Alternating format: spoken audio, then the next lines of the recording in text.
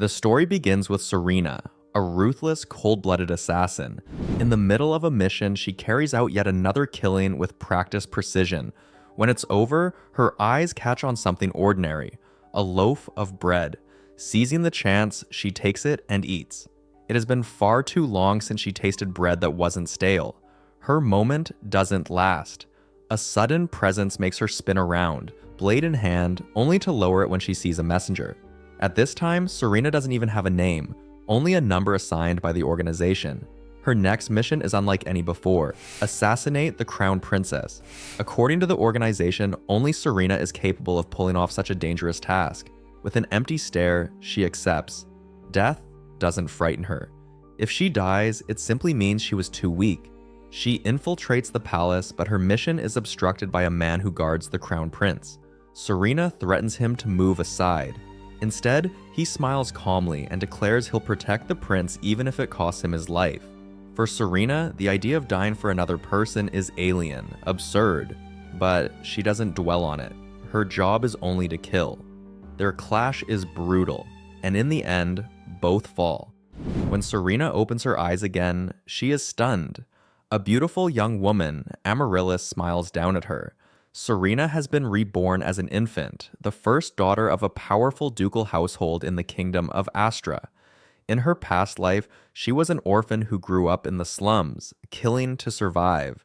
Now fate has flipped, thrusting her into privilege. At first, she feels unsettled and out of place, but her assassin's discipline helps her adapt. One afternoon, while taking tea with her mother, a dog suddenly charges at them, barking wildly. Serena reacts without thinking, snatching a knife and stabbing it. Blood sprays across her clothes as the animal collapses. When she looks up, her mother and the servants stare in horror. Confused, Serena tries to explain. The dog attacked first. But her mother scolds her harshly, insisting she should never commit such cruelty. Serena frowns. Since when was defending oneself wrong? Shouldn't she be praised for quick action, not condemned for it? To her, nobles seem to live in a dreamland, blind to danger, but Serena knows how to act. She quickly apologizes, claiming it was fear and reflex. Relieved, her mother embraces her, urging her never to do such a thing again. Serena gazes blankly. Would her mother still speak those words if her own life had truly been at risk? The moment shatters when a young girl rushes into the garden calling for her dog, Bruce. She freezes at the sight of his bloody body. Serena's mother immediately apologizes and offers to take the girl in. Serena protests, wary that this child could be an infiltrator, but her mother brushes it off. A child that small couldn't possibly be a threat. Serena seethes inwardly. She herself had once used an innocent facade to lower her target's guard. What frustrates Serena most is that the dog still breathes. Even with only a kitchen knife, she should have been able to finish it. That failure means her new body is far weaker than she thought. Quietly, she resolves to begin training. Yet, the bad news continues. Her mother decides to adopt the girl, who turns out to be an orphan. Believing their meeting was destiny, she dresses the child up like a noble's daughter. The girl introduces herself shyly as Rosemary. The servants watch nervously, fearing Serena might lash out. Instead, Serena forces a smile and greets her. The servants sigh in relief, unaware of the cold calculation behind Serena's expression. Serena had been suspicious of Rosemary. The girl was an orphan who should have been struggling to survive, yet she somehow managed to care for a massive dog that was nearly impossible to maintain. Even stranger, the adults around her seemed instantly drawn to Rosemary's childish charm, showering her with attention. Serena, however, saw this as an opportunity. While others focused on Rosemary, she could train in secret. What she didn't realize was that Rosemary often watched her from afar, eyes sharp with quiet disapproval. 6 years passed. At 12, Serena spent her days honing her sword skills in the nearby forest, slowly regaining the strength she once had. But with only a kitchen knife to practice with, she lacked a proper weapon. Inside the mansion, no decent blades remained. As a former assassin, Serena knew well, nobles were constant targets. Whether for politics, revenge, or ambition, a weapon was essential for survival. She couldn't understand how others entrusted their safety to anyone but themselves. Determined, she set out to find one. Dressing plainly, she walked into the city and stopped at a weapon shop. She tested a dagger, light enough for her current strength, and took it to the counter. The shopkeeper, however, waved her off, assuming she was just a child fooling around. Serena insisted, but was dismissed again. Annoyed, she hurled the dagger straight at him, the blade sinking into the wall a mere inch from his head. Pale and trembling, the old man froze as Serena's cold assassin's glare locked onto him. She demanded the blade once more. This time, he handed it over without protest, but before she could leave, another dagger came flying at her. Serena twisted aside, dodging it cleanly. A man nearby chuckled, praising her reflexes and the way she had thrown the earlier blade. Serena's expression hardened. His throw had been deliberate, aimed at her head. He was dressed as a high-ranking noble, but his smile carried something darker. Beside him stood a young woman, both radiating a chilling familiarity. Serena's instincts screamed their assassins just like her. The man introduced himself as Rick Oswald, nephew to the king, infamous, and whispered to be a shady figure. He revealed he had recognized Serena despite her disguise. It was his duty, he said, to memorize every noble face. Without wasting time, he offered her a proposition to work under him. Serena frowned, not fully understanding, but curiosity led her to follow him. Rick brought her to a hidden base, welcoming her into an underground guild of assassins he had built in secret. He claimed the guild existed to protect the kingdom from the shadows, erasing threats before they reached the throne. Then came his true request, an assassination mission. Serena's eyes widened. Rick laughed, amused at her surprise. To him, her age made her perfect. Still young, yet sharp-eyed and already skilled. Serena knew his game well, using children as weapons, just like in her past life. She didn't want to return to that world. Yet, refusing might mean letting her abilities rot, and worse, leaving her family vulnerable. Joining Rick could keep her skills alive and protect those she cared for. With payment and resources offered as well, the choice, though bitter, seemed inevitable. She agreed, reluctantly. But being the Duke's daughter meant Serena lived under constant supervision. She could not simply leave the house. Rick glanced at the quiet girl beside her, Xiā, and gave a subtle nod. Xiā slipped into a room and emerged transformed. Serena's face, manner, even voice perfectly copied. Serena stared, equal parts astonished and disbelieving. Xiā was a master of disguise, and the mana stone on her necklace was what altered her voice. She would stand in for Serena during obligations so Serena could slip away on missions. Serena still had questions. Why didn't Rick suspect her? How had she learned to kill? Rick only shrugged. Some things were better left unknown, he said, and he preferred it that way. Serena regarded him with an odd look, then hurried home. She brought Xiā with her, introducing the impostor to the mansion's rooms and staff as if rehearsing a role. A sudden cry cut through the house. Rosemary wept, convinced her adoptive father despised her for being a commoner. Master Alto tried to be strict. He claimed he disciplined the girl because she'd lacked basic education and manners expected of a duke's child. Amaryllis scolded him. She had taken the orphan in on impulse and could not bear to see the child suffer. Alto sighed that raising Rosemary properly was necessary for the family's future, but he promised to treat the girl as his own while reminding his wife that Serena was their blood. Amaryllis's soft heart made her favor the helpless. She fretted aloud that Serena's manner was strange and frightening, while Rosemary was sweet and ordinary. Perhaps that explained her attention. Serena froze, shocked for a beat, then slipped away. She was Amaryllis's daughter by birth, yes. But in her own mind, she was an assassin from the slums, a person who could never truly belong in a sheltered, perfumed life. Days later, Serena's first mission arrived. Rick handed her the papers. The target was a baron's family of 4. And when he wanted to explain the reason of assassination, Serena cut him off. She didn't care about reason. If it was a mission, she would complete it. Rick smiled and gave her the address. That night, the family gathered. A knock at the dining room door announced tea. When the lady of the house opened it, Serena's blade flashed, her throat sliced before she could scream. She crumpled, blood blooming across the threshold. Panic erupted among the remaining family. The Baron pleaded, offering any sum to spare them. Serena felt only disgust. Nobles, she thought, behaved the same as in her past life. The Baron even suggested she kill his 2 children and let him escape. He would pay for their deaths. Cold and precise, Serena asked whether that meant the Baron valued himself above his children. Then she snorted and spoke plainly. No human in this world held intrinsic value. Noble or pauper, parent or king, all would die eventually. Serena raised her dagger. If such people held power, then why would the Almighty allow them to perish? The answer was simple, because they were useless. With swift precision, she slaughtered the family in mere minutes.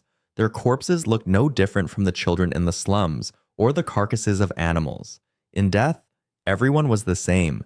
She tossed a lit candle toward the spilled alcohol, igniting the mansion in roaring flames before slipping away. Nobles were such a strange breed, clinging to the idea that they were special. Her first mission had ended without a hitch. At the guild, Xiya greeted her and asked if anything had happened inside the mansion. She mentioned that 𝕠𝕠 had tried speaking with Serena several times, leaving the girl uneasy for troubling him.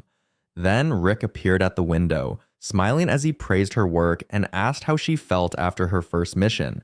Serena answered with a single word, nostalgic. Rick tilted his head, puzzled. How could a 12-year-old describe such a feeling? He almost asked who Serena really was, but their agreement forbade such questions. In the end, they parted peacefully for the night. The next morning, 𝕠𝕠 prepared to leave for work abroad. Serena felt relief. Without her father around, life became easier. Yet, just before departing, 𝕠𝕠 approached her and said that if she ever wanted to speak, he would listen and do anything for his daughter. He pulled her into a tight embrace. It was warm, even unfamiliar. To her surprise, she didn't feel disgusted, though she disliked the comfort, the way it made her drop her guard. Then Rosemary whined for a hug as well, but 𝕠𝕠 only patted her head before leaving. The difference in treatment made Rosemary seethe with jealousy, her eyes burning with envy as she glared at Serena. Watching him go, Serena thought of her past. Compared to the parents she once knew, 𝕠𝕠 was far kinder. If she had no memories of her previous life, perhaps she could have lived quietly and happily with 𝕠𝕠 and Amaryllis. But that fragile thought shattered the moment Rosemary threw a tantrum, accusing Serena of stealing her necklace. The headache returned. Perhaps she would never belong in a noble's world.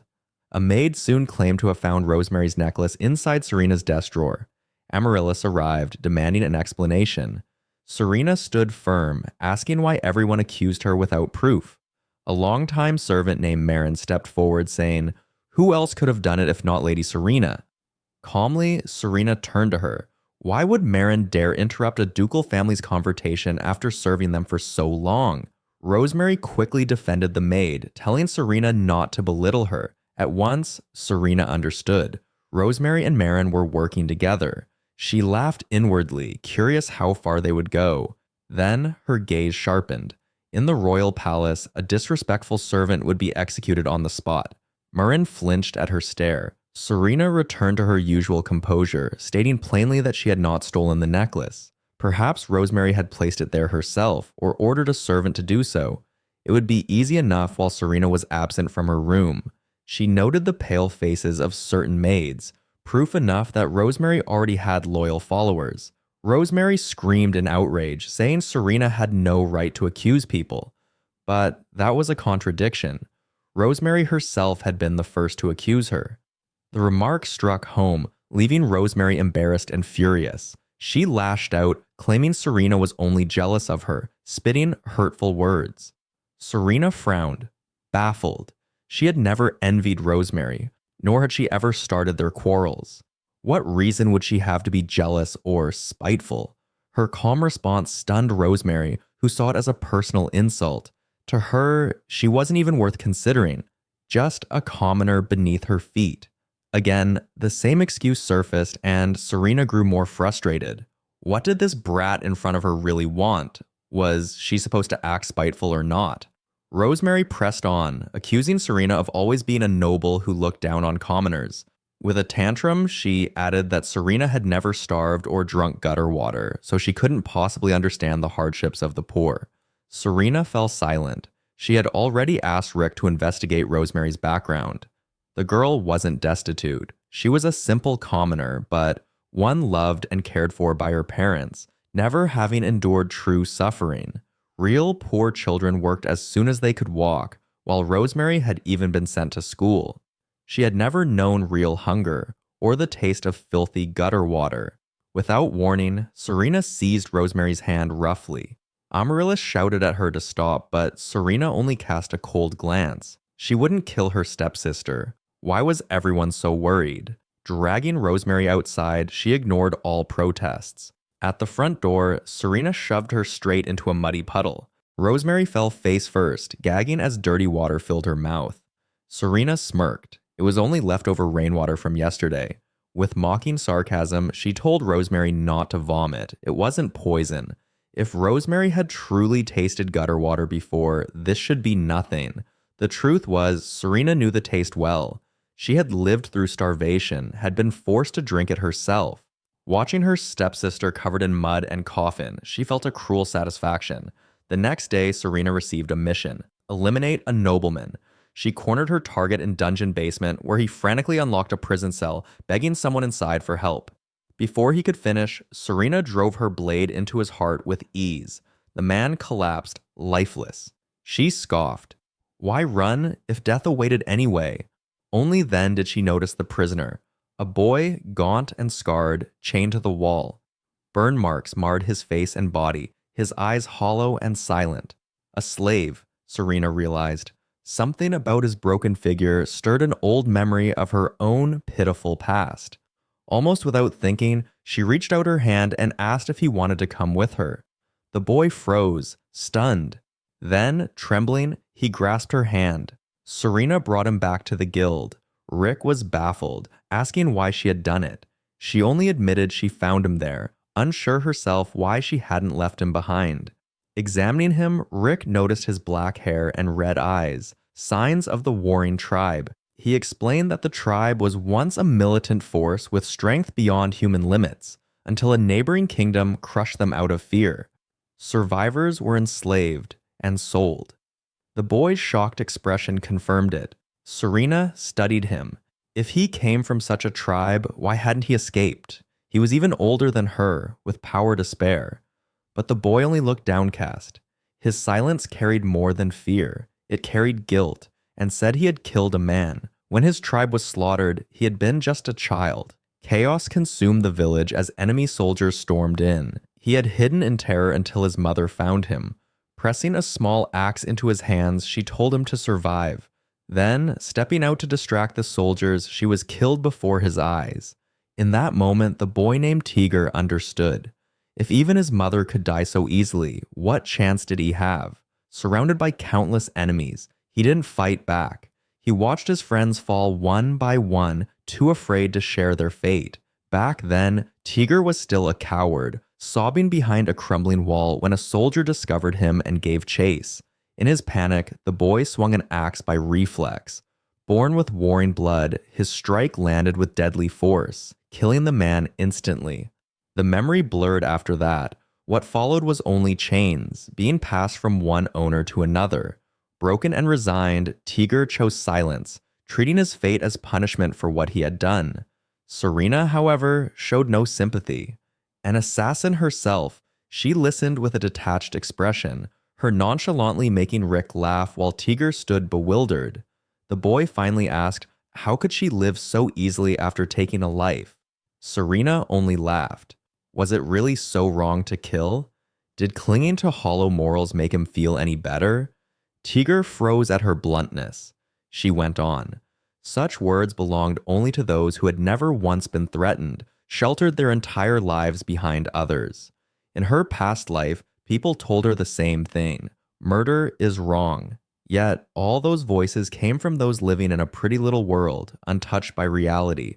In the end, she said, those people would simply lie down and die. Looking him straight in the eyes, Serena told Tigger honestly he didn't need to force himself to justify killing, nor drown himself in guilt.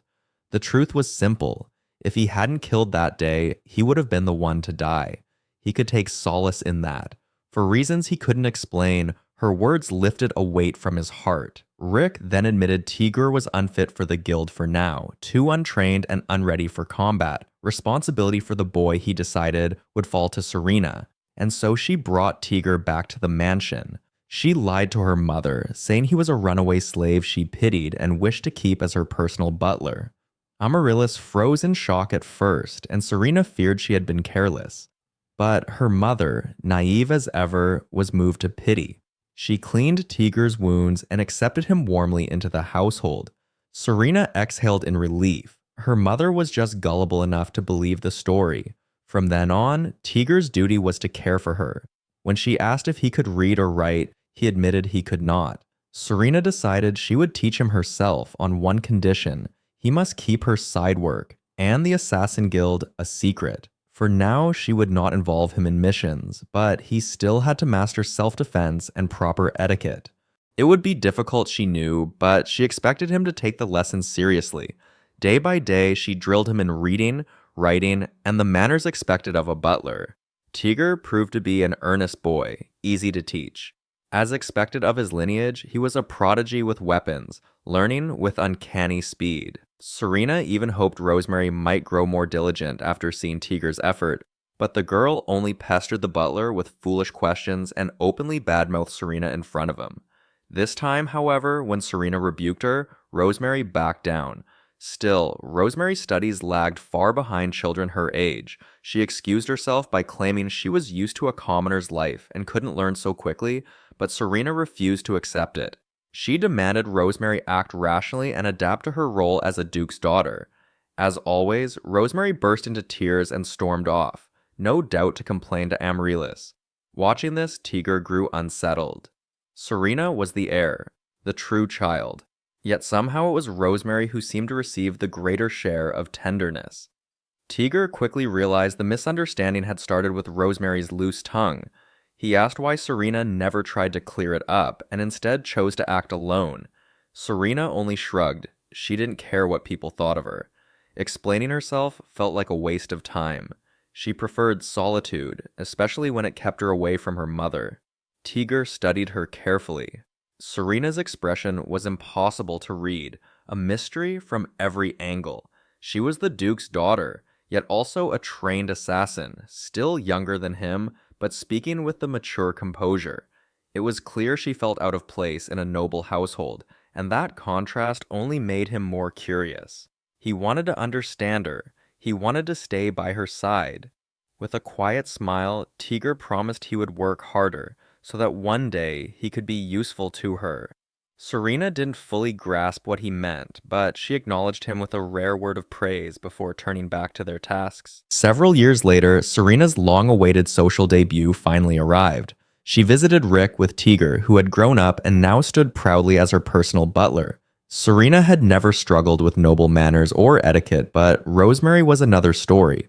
Her younger sister barely took her lessons seriously, and Serena could already imagine the humiliation if she embarrassed their family in front of high society. Even their tutor and Amaryllis had to beg Rosemary to behave at the upcoming party since the princes would attend. Rosemary, however, was too busy fantasizing about being chosen as a prince's fiancé, a thought that made Serena feel sick. Rick only laughed, then reminded Serena that the daughter of the Rodwell Marquis would also be present. For now, Serena was told to keep an ear open and quietly observe her. When the day of the debut party arrived, Rosemary clicked her tongue in awe at the luxurious decorations, while Serena could only pray her foolish sister would not cause trouble. Before long, a girl approached Rosemary. She introduced herself as Lady 𝔸𝕝𝕤, the very daughter Serena had been ordered to watch. 𝔸𝕝𝕤 proudly showed off her expensive silk gown, claiming her father had bought it for her. Serena frowned. The Rodwell family mainly dealt in weaponry, and in peaceful times like these, there was no way their income justified such extravagance. Suspicion crept into her mind. It was possible they were selling weapons to foreign powers. Suddenly, shrieks of excitement erupted across the hall as the princes arrived. The crowd of love-struck girls swarmed them instantly. Serena sighed in annoyance and told Rosemary to join them alone. Another noble girl, Lady Scarnet of the Jordan earldom, confronted Serena and accused her of having the nerve to ignore the princes. Serena recognized her immediately, but the girl's arrogance was unbearable. As Scarnet scolded her for not responding, Serena answered with nothing but a cold stare, increasingly irritated by the noise and the desperate fluttering around the princes. The tension was gently interrupted by a young man who stepped between them with a calm smile. Serena's eyes widened for a brief second. It was Prince Evan, and she felt certain she had seen him somewhere before. At that exact moment, Rosemary suddenly appeared behind him and rudely asked, without proper formalities, whether her sister had done something wrong. The entire hall fell silent. Even Serena felt the color drain from her face. She immediately pulled Rosemary down into a deep bow and forced her to apologize, shocked that disaster had struck so quickly. Without another word, she dragged her sister away from the party. Tigger was just as stunned when the two girls left so abruptly. He restrained Rosemary as she threw a tantrum, while Serena let out a tired breath. At this rate, their family would lose face in no time. Back at the mansion, Rosemary complained tearfully to her mother, accusing Serena of being antisocial and heartless. As always, Amaryllis defended Rosemary and asked Serena to compromise. Serena quickly rejected that idea. This was not about sociability. It was about Rosemary's complete lack of common sense. Rosemary argued that she had once been a commoner and was naturally still struggling. The excuse made Serena feel disgusted and furious all over again, but she forced herself to stay calm. The world was unfair, she reminded them. If Rosemary could not act like a noble, the nobles would never accept her and would always look down on her. Effort had to come from her as well. Amaryllis pleaded with Serena to overlook the incident just this once. Serena frowned and pointed out that Rosemary had just disrespected a prince. She could only hope their house would not fall into ruin because of something carelessly overlooked. The truth in her words left Amaryllis silent. Later, Serena calmed herself in her room while Tigger served her tea. She could not understand why her mother refused to see things from a noble's perspective, even after she had explained it clearly. Tigger gently suggested that perhaps she should speak more softly next time, since their relationship had always been distant. Serena could only think that family matters were far more complicated than they should be. Assassination felt much simpler. That very night, she carried out Rick's next mission. The following morning, newspapers exploded with shocking headlines. The Rodwell family had been found dead, exposed for illegally selling weapons. Given their high, noble rank, Serena understood why Rick had chosen assassination over a public trial. Shayna was spared punishment since she had known nothing and instead entered a nunnery. Serena simply shrugged. If that was the outcome, then perhaps it counted as a happy ending. Tigger watched his lady quietly, wondering how she could consider such an ending happy. Reconciling with Amaryllis would not be easy, but he was not worried. No matter what happened, he would always remain at Serena's side. Peace never lasted long. One evening, Amaryllis calmly announced that Rosemary had received a marriage proposal. Serena almost laughed at the thought that anyone would willingly marry a wild beast like her sister, but the amusement died instantly when her mother revealed the groom was the second prince, Heinrich. The name hit like a thunderclap. Amaryllis spoke innocently, as if this were a blessing, but Serena slammed her hand against the table. Accepting a royal proposal without careful calculation was reckless. Rosemary only smiled smugly, convinced her sister was jealous. What she failed to understand was that Heinrich's mother was a concubine with towering ambition, a woman who clearly wanted her son on the throne. The nobles were already split into three factions: the concubine side, the queen side, and those who remained neutral. Their house had stayed neutral so far. Shifting sides now, especially without their father's steady presence, would be dangerous. Serena laid out the risks clearly, but her warnings were brushed aside. The engagement went through anyway. In her room, Serena exhaled sharply. Rosemary could easily become a puppet bride, or worse, be eliminated once Heinrich secured the throne. Their entire house could collapse in the fallout. Meanwhile, in the palace, Heinrich complained bitterly to his mother. He did not want Rosemary, a former commoner. He wanted Serena, a true noble whose status would secure their future heirs. His mother dismissed the idea. She had no intention of letting her son father children with gutter blood. What she wanted was Violet House's fortune. She knew Amaryllis favored Rosemary, and her instincts told her Serena was far too intelligent. They needed a foolish girl who would be easy to control. When Alto returned home and learned of the engagement, his fury shook the mansion. How could such a political betrothal be agreed upon without his consent? Yet, because it involved the royal family, it could not be undone so easily. He ordered Rosemary to keep her distance from the palace and tried to maintain balance between the nobles and the concubine faction.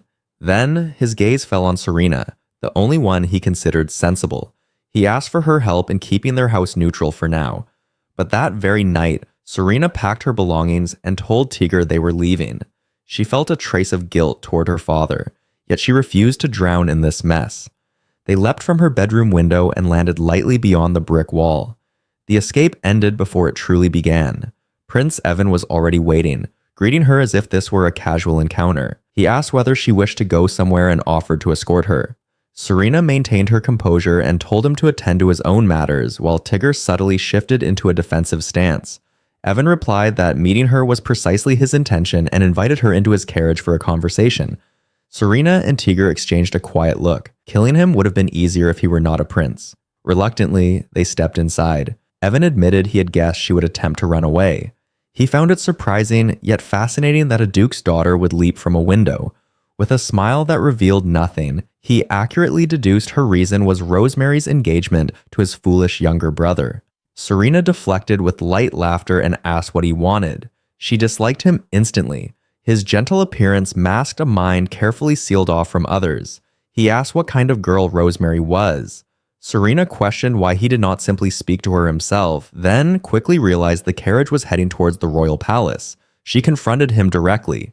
Was he staging this so people would see them together and assume Violet House leaned toward neutrality in the succession struggle? Evan laughed softly, praising her sharpness. He added that her eyes resembled those of a killer and that he had briefly suspected she was an assassin sent by the concubine faction.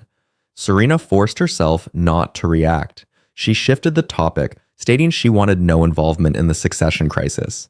She had already warned Rosemary and her mother. She bore no obligation to follow her house into ruin. If necessary, she would build a new life as a commoner.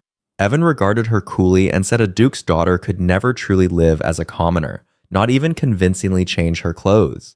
Then, he advised her to remember that if she ever needed to keep pretending to be a noble's daughter, the implication unsettled her. Did he suspect she was not what she seemed? For a fleeting second, she remembered the knight who had killed her in her previous life and how eerily similar his face had been to Evan's.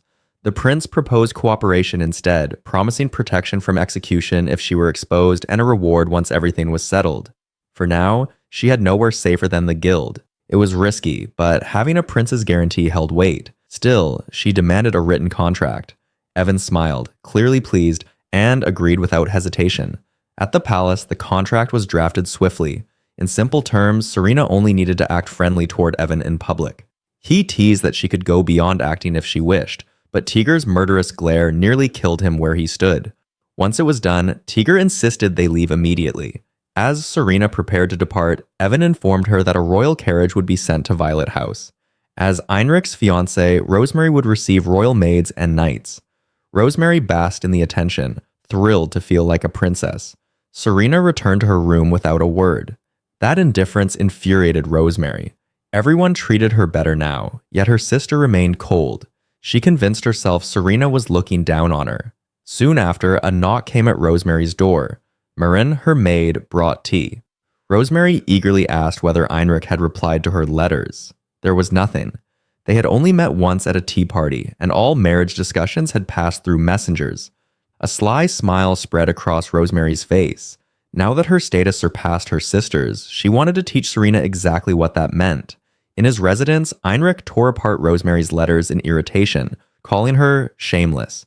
He had been trying to approach Serena instead, sending her letters that went unanswered. Serena read them with visible boredom and chose to pretend she had never seen them. Heinrich's letters grew increasingly ridiculous, expressing concern and asking to meet her. Tigger read one and immediately ripped it to shreds, disgusted. Serena knew Heinrich was a notorious womanizer, yet she could not comprehend why he would send such messages to his fiancée's sister. Then her own door opened. Marin entered with a tray of snacks, claiming Rosemary had ordered it delivered. Serena's eyes darkened. Since when had a maid hired by Violet House become Rosemary's private attendant? She glanced at the tray and hurled it straight into Marin's face. Watery soup and dry, moldy bread splattered across the floor. Whether Marin was pretending ignorance or acting boldly on purpose, Serena refused to tolerate such insult. She seized the maid by the hair and yanked hard until Maren screamed. Pulling her close, Serena asked coldly what kind of punishment she believed she deserved. The commotion quickly drew Amaryllis into Serena's room, Rosemary clinging to her side like a fragile doll. Serena merely shrugged and stated the facts. Maren had delivered filthy scraps of food under Rosemary's orders. As expected, Rosemary burst into tears, insisting she would never do such a thing. Amaryllis, always helpless against those tears, immediately apologized on her daughter's behalf. Serena's expression did not change. If Maren had acted on her own, then the punishment was simple: whipping and dismissal. Fear drained the color from Maren's face as she dropped to her knees, begging Rosemary to save her. Rosemary hesitated, clearly unwilling to dirty her hands, but eventually muttered that Serena should show kindness and spare the whip. Serena folded her arms calmly. Insulting a noble usually earned far worse. This was the bare minimum. It was not as if she intended to kill the maid. She tilted her head at Maren's stunned expression. Such punishments were common, even within the royal family. A faint laugh slipped from her lips as she remarked that the maid should be grateful she still possessed a sliver of mercy. Maren was soon shipped away, and after that, no one was eager to stand at Rosemary's side. Yet, her sister's persistence knew no limits. Before long, Serena's tea was replaced with murky mud water, and Rosemary feigned innocence with practiced ease. This time, Serena did not bother with words. She dragged Rosemary outside while ordering Tigger to block anyone who tried to interfere. In a scene that felt like cruel repetition, she hurled her sister straight into the muddy puddle before the mansion gates. The royal knights assigned to guard Rosemary panicked and rushed forward. Covered in filth, Rosemary screamed that Serena had dared to assault the future wife of a prince. Serena only smiled sweetly and replied that if the future princess could not tell tea from mud, then she was merely offering a practical lesson. Rosemary, shaking with fury, insisted that Prince Heinrich doted on her and would punish Serena terribly if she complained. Serena widened her eyes in exaggerated surprise at the claim. In truth, Heinrich had never visited Rosemary and showed no visible interest. Rosemary must have known that by now, yet she clung stubbornly to her fantasy. Serena brushed her hair back and coolly advised her not to cling to uncertain affections if she wished to avoid heartbreak, then walked away without looking back. Rumors spread with alarming speed. Servants began to treat Serena with caution, whispers following her down every corridor. Among the nobility, a new title attached itself to her name: the villainess who bullies the weak. Every maid in the mansion clearly avoided Serena, whispering behind her back as if she carried a disease. Tigger asked why she stayed silent, but Serena only thought that truth could change depending on who said it, and people always believed what they wanted to believe. One of Rosemary's assigned knights suddenly blocked her path, his face twisted with open dislike. He demanded that Serena address Rosemary properly if she did not want to regret it. Serena calmly turned it back on him, pointing out that perhaps he should worry about his own rudeness first. The knight only laughed, boasting that he served Rosemary, and that she would soon enter the royal family. From behind, Tigger growled, ready to strike, but Serena stopped him. The surrounding maids pretended to see nothing. Serena despised men like that, the type who acted however they pleased under the banner of the justice they believed in. She tilted her head and coldly remarked that she had not realized Rosemary and her knights were the ones holding Heinrich's leash, since the knight had implied Heinrich would overlook such disrespect. That meant he supported every threat being made. The words were deeply insulting. In a flash, the knight struck her across the face, sending her to the floor. Tigger was already prepared to kill him. Serena wiped the blood from her lip and looked up with such sharp hostility that the knight froze, trembling as she rose and approached him. She seized his sword, lifted it high, and drove it into the ground right beside his body, close enough that death brushed past him. In a low voice, she told him to know his place and warned that next time he would not live long enough to regret it. Another of Rosemary's knights rushed in after hearing steel clash. Seeing the blood on Serena's face, he panicked. With flawless acting, Serena claimed she had been struck over a mere rumor that she was cruel to Rosemary, presenting herself as a weak, wronged girl. The second knight scolded his companion for hitting her and drawing a blade without reason. Serena knew the first knight would never confess the truth. The shame would destroy him, and no one would believe a duke's daughter could wield a sword like that. Back in her room, Tigger treated her wound with clenched teeth and restrained fury. He admitted he was furious that she had been hurt. Serena did not understand. He had no obligation to keep her safe at the cost of himself. He was her butler, not her bodyguard. To her, trading a minor injury to crush an annoying insect was a fair exchange. Yet, 𝔸𝕟 gently touched her cheek and denied it. His expression was filled with worry, and something close to despair. It was never about position or duty. Serena was precious to him, and that alone made her injury unacceptable. She fell silent. She did not understand the meaning of precious. Humans valued themselves above all else. Yet, in her previous life, even the knight who killed her had sacrificed himself for someone important. Why would anyone throw away their life for another? She insisted she had only made the most strategic decision. Perhaps 𝔸𝕟 thought she was stubborn, but in truth she simply could not comprehend it. That night, the knight who had struck her wandered a deserted street, cursing Serena and swearing he would never forget the humiliation. Behind him, 𝔸𝕟 appeared in disguise. His voice was cold as he admitted Serena had told him to do nothing, but he was not satisfied with that. The knight scoffed, assuming he was facing a mere thief, proudly declaring himself a royal knight. 𝔸𝕟 did not bother replying. He reached forward with bare hands and grabbed the man's face. Within seconds, bone crumpled under his grip. The knight died easily, his face crushed beyond recognition. The next morning, the city was shaken by news of a brutal murder. The victim's face had been so completely destroyed that no one could identify him. Rick heard the gossip and laughed, casually remarking that loyal dogs like 𝔸𝕟 were truly terrifying. While Rosemary stormed off to protest to her sister for sending one of her royal knights away, Serena remained completely unbothered. She coolly replied that Rosemary should know she had no authority to dismiss a royal knight in the first place. Frustrated and unable to argue back, Rosemary fled to complain to Amaryllis instead. Not long after, 𝔸𝕟 arrived with a letter from the palace. The moment Serena read it, it felt like lightning had struck her. The next morning, Prince Evan and Heinrich would be visiting their residence. Evan's letter the day before had informed her of the visit, but seeing it confirmed made the situation far more real. Soon enough, Rosemary was clinging tightly to Heinrich, who clearly looked uncomfortable. It was not entirely her fault. He had never once come to visit or shown her any attention before. Evan let out a soft laugh and quietly remarked that Rosemary looked very passionate. Serena calmly guessed that Evan's true purpose in coming was to prevent the nobles from assuming her house had aligned itself with Heinrich. Evan smiled and admitted she was correct. Knowing his brother would visit, he had acted quickly. He then asked what Serena had done with Heinrich's previous letters. Without hesitation, she said she had destroyed them, even if it meant the messenger might be punished. Evan frowned slightly, thinking it a little too cruel. Serena replied coldly that if he wished to save the messenger, he was free to do so, but she lived only for herself.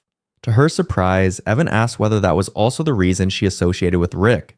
He had found her presence strange, so unlike any noble that he had ordered his subordinates to investigate her. For a time, he had even suspected that the real Serena had been murdered and replaced. He laughed the idea away, saying no assassin could maintain the act of being a noble for that long. Serena felt oddly insulted by that, as if she had been dismissed as some third-rate killer. Before she could respond further, Heinrich approached her and demanded to know why she had never replied to his letters. Rosemary glared at her brother with open jealousy. She had never received a single letter from her own fiancé, so why had her sister? Serena forced a polite smile and feigned confusion, wondering how he could say such things in front of his fiancé. Heinrich immediately assumed his letters had been intercepted by Rosemary. Evan, however, reminded him to behave now that he was engaged. Heinrich defended himself by claiming he only wished to build a good relationship with his future sister-in-law, but Evan advised him to consider his fiancé's feelings first. Misunderstandings like that could damage Serena's reputation. Heinrich insisted he would never allow such a thing to happen. Evan's tone sharpened as he emphasized that people of their standing had to be careful with both words and actions. His warning extended to Rosemary as well. Starting ugly rumors based on nothing but assumptions would not end well. Rosemary acted confused, though fear flickered in her eyes. Evan calmly explained that her so-called friends were not taking her words at face value. They were merely laughing at her behind her back. Serena had not expected Evan to even know that Rosemary had been spreading malicious rumors about her among the noble daughters. Desperate to protect herself, Rosemary began to cry, accusing Evan of speaking as if she had no friends at all. Serena glanced at the prince beside her, expecting him to soften at the sight of tears. Instead, Evan simply smiled, though his gaze was cold. He described his words as friendly advice for Rosemary's future social interactions before suggesting they all sit down for tea together. The tea party that followed was nothing short of a disaster. Rosemary was determined to monopolize 𝔹𝕟𝕠𝕠𝕠𝕠 attention. 𝔹𝕟 kept trying to redirect his focus to Serena, and Evan repeatedly questioned Serena as if refusing to be outdone. Tigger stood behind her the entire time, his mood dark and suffocating. Serena had no desire to experience such a troublesome gathering again. Yet, despite that, both princes began visiting more and more frequently until exhaustion weighed heavily on her. When she later met Rick, he was already aware of her situation. He praised her for enduring it and noted that the factions were being kept in delicate balance. For a brief moment, Serena almost forgot that Rick himself was a member of the royal family. Time continued to pass with the constant presence of the two princes and her foolish sister, and before she realized it, several years had slipped by. In the end, Serena was accepted into the academy. Tigger, however, was not allowed to follow her inside, and the disappointment on his face was impossible to hide. He walked Serena and Rosemary all the way to the gates, before reluctantly stopping there, watching as the two girls stepped forward into their new life. The moment they crossed the entrance, a mocking voice immediately sneered at them, looking down on them as mere commoners. When Serena turned around, she saw Skarnet standing there with a proud and arrogant expression. For a moment, Serena almost forgot who the woman was, but the memory of the tea-drinking party soon resurfaced, and she politely greeted her. Skarnet only scowled in response, before sharply asking what kind of trick Serena had used to get so close to the prince. Serena was confused, and briefly wondered if the girl had mistaken her for Rosemary. But before she could clarify anything, Skarnet simply dragged them toward the main hall. Inside, the opening ceremony soon began. Evan stood at the front, delivering a speech as the representative of the freshmen. Watching the way Skarnet stared at him with exaggerated admiration, Serena quickly realized that the girl was clearly an obsessive fan of the prince. Meanwhile, from the seats behind them, several noble students began whispering among themselves about Rosemary. They gossiped endlessly about the rumor that a commoner like her was engaged to 𝔹𝕟𝕠𝕠𝕠, even speculating about possible conspiracies behind it. Eventually, one of them called Rosemary over. At first, the girl looked genuinely happy, thinking they might want to be friends, but their interest quickly revealed itself. They only wanted to know about her relationship with 𝔹𝕟𝕠𝕠𝕠. Rosemary's expression immediately fell, because the truth was that she had never truly spoken with her own fiancé. At that exact moment, 𝔹𝕟𝕠𝕠𝕠 appeared at the doorway, surrounded by several girls as he casually chatted with them. Then, without warning, he began walking toward Rosemary. Hope instantly lit up her face. But 𝔹𝕟𝕠𝕠𝕠 walked straight past her without the slightest acknowledgement, and instead called out to Serena, who was standing behind her. He treated Rosemary as if she did not exist at all, forcing Serena to call him out for it. Rosemary grit her teeth in irritation, clearly displeased. Not long after that uncomfortable moment, Serena ran into Prince Evan in the academy's back garden. Evan thanked her for scolding 𝔹𝕟𝕠𝕠𝕠 earlier, then admitted with a warm smile that he was honestly happy to be attending the same school as her. Serena could only stare in confusion, not understanding what he meant. Evan continued by asking why she was standing there alone. Serena admitted that she disliked large crowds and needed some fresh air, especially when people kept staring at her. In her previous life as an assassin, she had always lived in the shadows. Evan nodded in understanding, pointing out that as nobles they were inevitably forced to become the center of attention. With a playful grin, he added that Serena would still look charming, even if she had no noble title at all. That only confused her even more. Evan simply remarked that Serena had grown into a beautiful young woman, so it was only natural for people to be captivated when they saw her. Serena quickly denied it, suggesting that perhaps the attention came from the rumors surrounding her family lately. Evan laughed, teasing her for being aware of the rumors, yet completely blind to herself. His words felt unnecessarily complicated and roundabout, and Serena quickly grew annoyed. She hated conversations like this. Their exchange was suddenly interrupted when a knight rushed toward Evan, looking panicked as if he had been searching everywhere for him. Yet Evan immediately narrowed his eyes at the man. Something about the situation felt wrong, and Serena's instinct screamed at her. She shouted for Evan to move. Just in time, she grabbed him and pulled him aside as the knight suddenly drew a short dagger and lunged forward. Evan remained surprisingly composed. His suspicion had been correct. He did not recognize the knight at all, and quickly concluded that the man must be an assassin sent by a rival faction. With a frustrated sigh, he admitted he had hoped something like this would not happen inside the academy, but clearly he had been mistaken. Serena's eyes sharpened as she evaluated the attacker. To her, the man was an easy opponent. She wanted to eliminate him immediately, but doing so in front of the prince was impossible. The assassin then drew his sword and rushed straight toward her. Before he could reach her, a powerful kick slammed into his head. 𝔸𝕟 dropped down from a tree above, furious that someone had dared to harm his lady. Serena was genuinely surprised. Surrounded by so many people lately, her senses had dulled enough that she had not even noticed 𝔸𝕟's presence nearby. Letting out a small laugh, she quietly told him not to get caught. 𝔸𝕟 then turned his cold gaze toward Evan and bluntly stated that he would be the one protecting Serena. For a brief moment, the tension between the two men grew incredibly heavy, though Serena paid it little attention and simply suggested they deal with the assassin quickly. Evan decided to call for the real guards instead. Before leaving, he thanked Serena again and asked how she had managed to move so fast earlier. Serena herself was not entirely sure. Her body had simply reacted on its own, even though she had not been the one in danger. Perhaps it was a reflex triggered by sensing killing intent.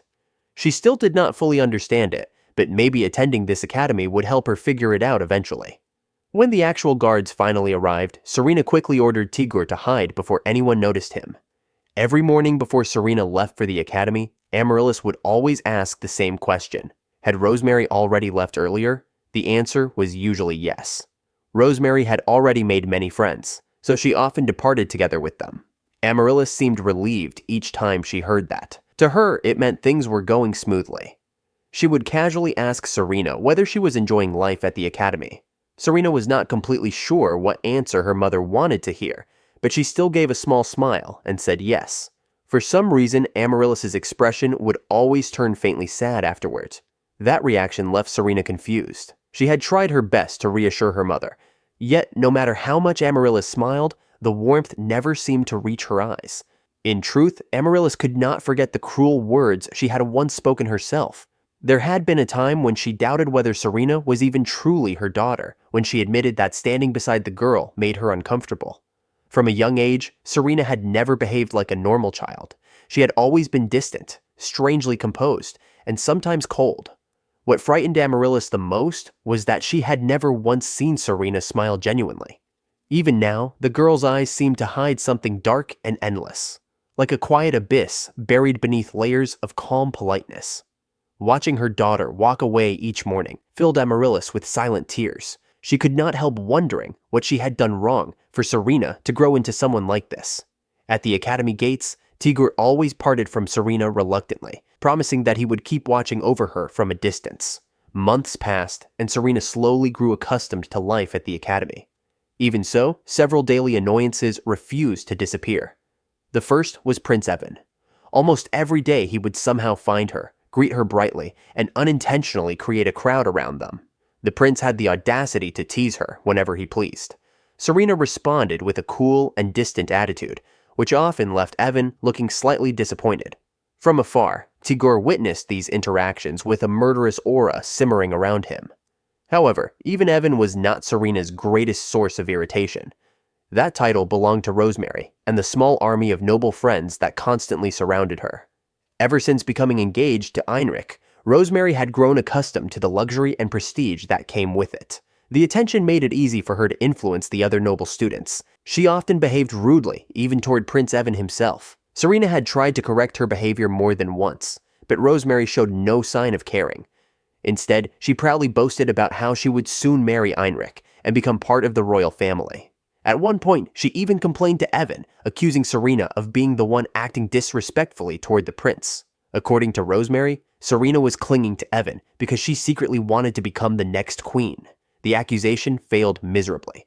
Evan's expression immediately turned sharp and cold as he stared at her. With heavy sarcasm, he remarked that it was truly shameless for Rosemary to speak to him in such a manner. Everyone present, including Rosemary, was stunned by Evan's reaction. It was only natural. The prince usually appeared gentle and kind, wearing that pleasant demeanor like a daily mask, yet now his tone was sharp and unforgiving. Evan calmly explained that once Heinrich came of age, he would be removed from the royal family and granted a separate title. Even if Heinrich and Rosemary had children, those children would never enter the line of succession.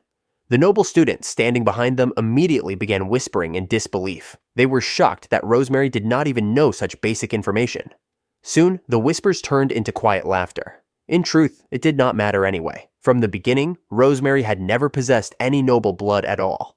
Overwhelmed by humiliation, Rosemary burst into tears and clung to one of the nobles standing behind her. Serena could only shake her head at the embarrassing display. Evan sighed as he looked at the scene, then asked whether Rosemary had gathered such a crowd and put on this act simply to provoke 𝔸𝕟. After a moment, he apologized on behalf of his younger brother. Still, he gently pointed out that love could never be obtained through methods like this. His expression carried a strange mix of pity and something harder to define, as he advised Rosemary to be careful not to take the wrong path. As usual, none of this changed anything.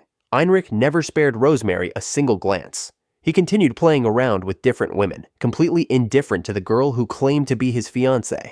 Serena could not understand it at all. If 𝔸𝕟's behavior had been so obvious from the beginning, why did her sister keep clinging to him so stubbornly? Could it really be love? In her previous life, many people had hired her in the name of love. Sometimes they had been betrayed. Sometimes they were simply consumed by heartbreak. The more she thought about it, the less sense it made. Why were people so obsessed with something as intangible as love? Serena frowned slightly. As far as she was concerned, people could live perfectly well without it. When Serena returned home later, 𝔸𝕟 immediately asked a serious question. Why had she still not gotten rid of her foolish sister?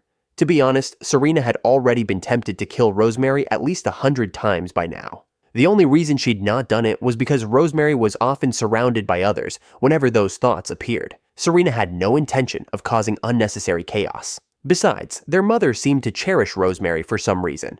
The thought of killing her would only fill Serena with guilt toward Amaryllis. 𝔸𝕟 clicked his tongue in frustration. To him, it was obvious that Serena was the real daughter. Serena simply shrugged in response. In her eyes, Amaryllis was the one deserving sympathy for having a child like her. If she had never been reborn into this life, Serena believed Amaryllis would have a normal daughter now. A pure and innocent girl who Amaryllis could truly adore. Someone who would naturally share a warm relationship with her mother. Because of the memories she carried from her past life, Serena knew she could never become that ideal daughter. After all, she did not even understand how to love her own mother in the first place. The next day, Scarnet suddenly confronted Serena after hearing about Rosemary's disrespectful behavior toward Prince Evan. The rumors had spread quickly through the academy. Rosemary was said to be surrounded by countless male followers, despite already being engaged, and people had begun calling her a shameless woman behind her back. Serena frowned inwardly, annoyed that she had somehow been dragged into this situation as well. Scarnet crossed her arms, clearly irritated. In her opinion, Rosemary had taken advantage of her engagement far too much.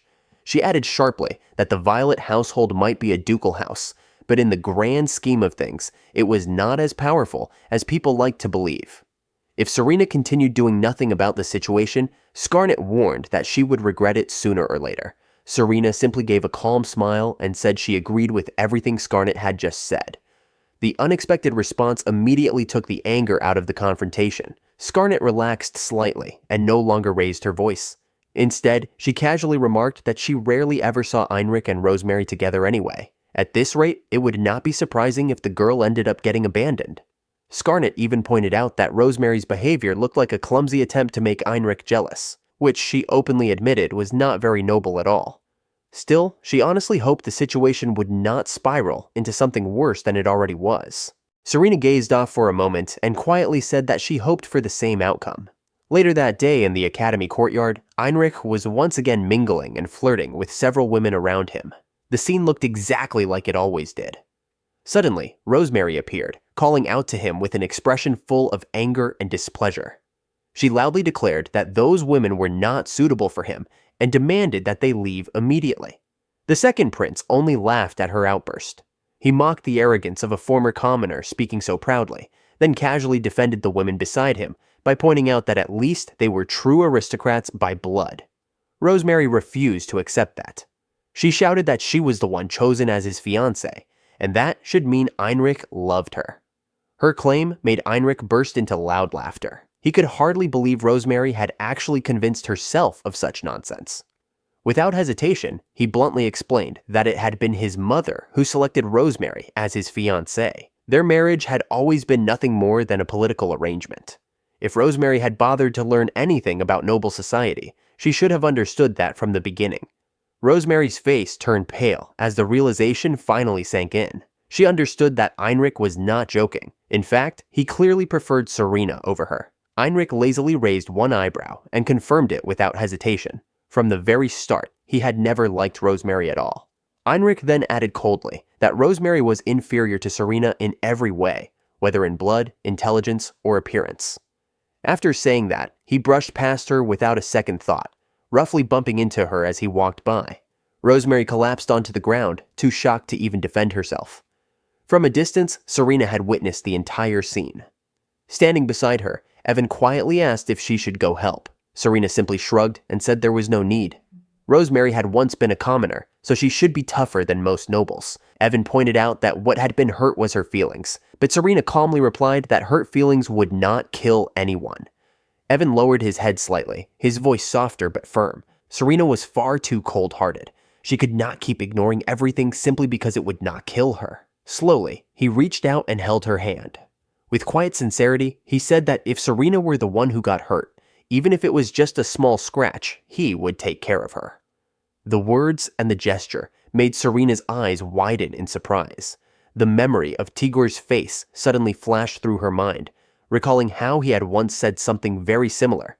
She could not understand why both of them cared about things like that. Feeling uncomfortable, Serena quickly pulled her hand away and frowned, telling Evan to stop saying things she could not understand. The prince looked slightly startled by her reaction. A faint expression of disappointment and hurt crossed his face when he realized that Serena had completely missed the meaning behind his words. That night, Rosemary dreamed. In her dream, she was always the cute girl everyone loved, even the gods above. Her parents had always told her that she was special. Even after they died, she believed the gods had continued to bless her. Her new mother loved her as well, lifting her from the life of a commoner into the world of nobles. She had even become engaged to a prince. In her heart, Rosemary believed she was destined to live a happier life than anyone else. The dream suddenly shattered when 𝔸𝕠𝕠's cold expression appeared, his voice declaring that he did not love her. Rosemary woke up in panic, her face pale as she gasped for breath. Trembling, she tried to steady herself, repeating that those words had to be lies. She was loved by the gods. That had always been true. Her thoughts raced as she tried to understand when everything had gone wrong. The more she thought about it, the more convinced she became that she had never done anything wrong from the beginning. Then, the answer surfaced in her mind. It had to be Serena. Her expression twisted with bitter hatred as she silently cursed the girl, wishing that Serena had never existed at all. A few days later, Serena ran into Rick. The man casually asked about her recent life at the academy, speaking as if they were simply catching up.